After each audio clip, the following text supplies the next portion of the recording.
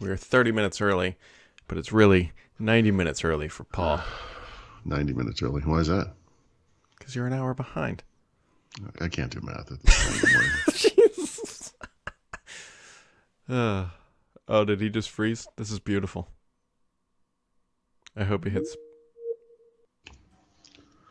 Oh, it froze, but it's back. Yeah, Okay. well, Thank God. you know, like time zones haven't caught up by the packet latency. Spinning Earth, sunrise, moon, set. The internet goes to sleep in Mexico overnight, Brad. You have to kind of kick it a little to get it moving. Well, to get it moving this morning, it is, Paul Thurrott, 5 Freedom units outside. Yeah. Which is, Sorry. That's kind of brutal. Not a lot.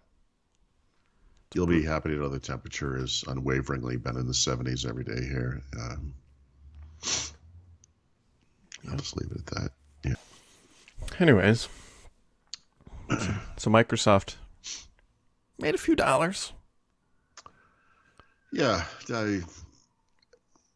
51.7 billion in revenue, 18.8 billion in net income, and pretty much everything grew. Except, well, no, that's not true. I assume, I don't know. The one thing I haven't paid attention to yet is the post-earnings conference call, which usually reveals new details. I saw there was a new Teams number, for example. Yeah, bunch of new Teams users. One of the more interesting things was, now I'll be curious when you listen to this, because I listened to, I think, most of it, and unless I missed something. So, Paul, you may remember that Microsoft announced that they're going to spend about $70 billion. You may have remembered this. Yes. I don't believe it came up on the analyst call. I don't believe any of the analysts asks. I think they were more concerned about Azure growth than anything else, and that was it. That is beautiful. Azure growth.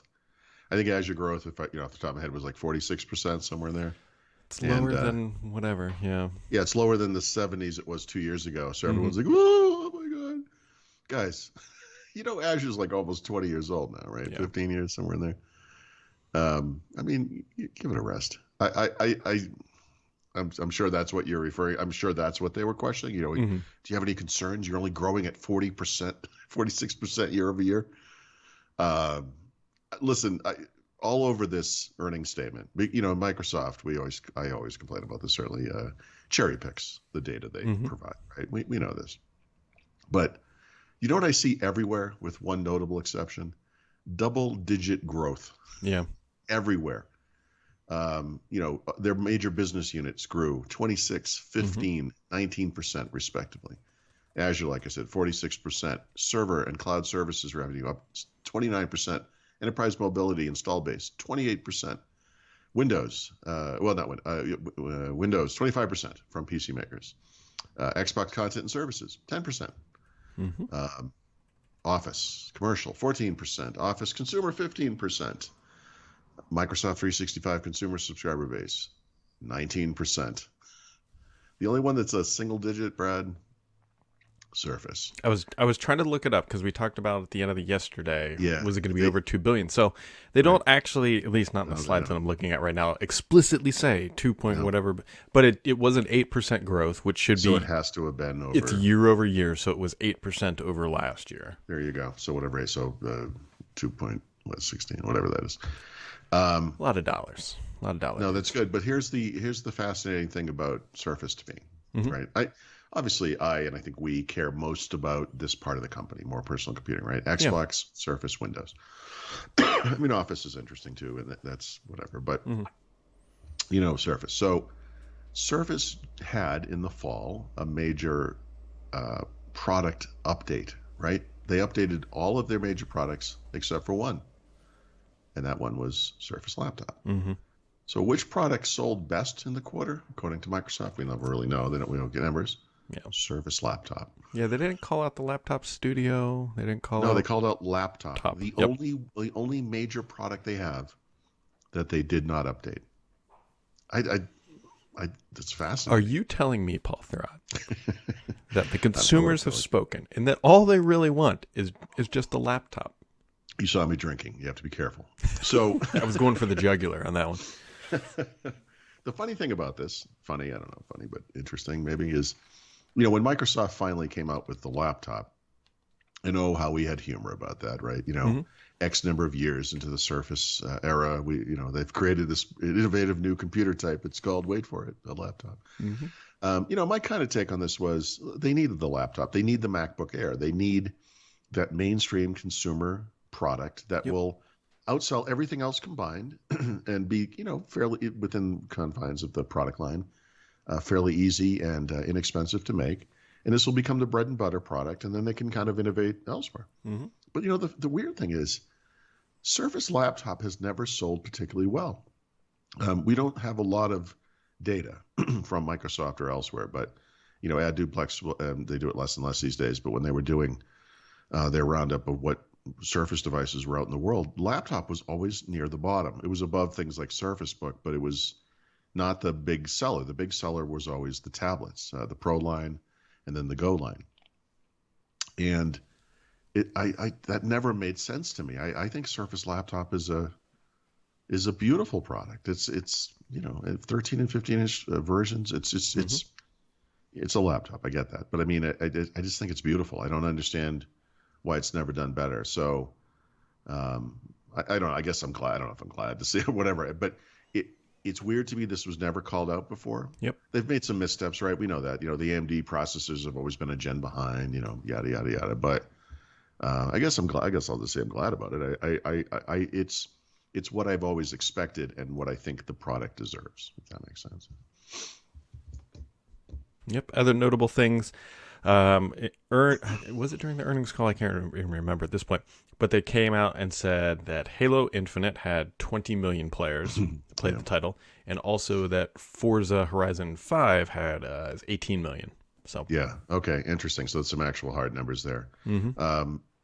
Here's what's fascinating about that to me. I wrote someone the Halo account tweeted that Halo Infinite was the biggest launch in Halo history, and my reply to that is like, well, of course. I mean, you made it available for free for one thing. Yep. And it's not available on a single Xbox console anymore. It's available basically anywhere, right? So the availability is dramatically better, so that makes sense.